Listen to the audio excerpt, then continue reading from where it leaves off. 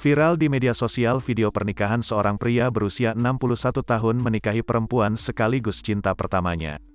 Dalam video yang diunggah @kbswedding, terlihat pengantin pria yang usianya tak muda lagi tengah melangsungkan pernikahan di Kota Malang, Provinsi Jawa Timur. Rupanya, ia menikahi perempuan bernama Nur Aini yang merupakan cinta pertama dan terpisah puluhan tahun. Pengantin pria yang bernama Andik menikah dengan orang lain, sedangkan Nur Aini juga menikah dengan laki-laki lain.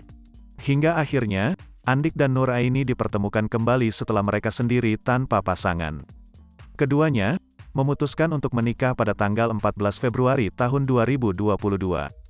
Gagal move on, setelah puluhan tahun berpisah akhirnya menikah dengan cinta pertamanya di usia 61 tahun, tulis Kiki, mua pernikahan Andik dan Nur Aini di akun TikToknya. Kini, video yang diunggah Kiki mendapat banyak respons dan viral. Hingga Kamis tanggal 17 Februari tahun 2022, malam, video tersebut telah dilihat lebih dari 1 juta pengguna. Kemudian, disukai lebih dari 80.000 pengguna. Beragam komentar pun disampaikan oleh warganet.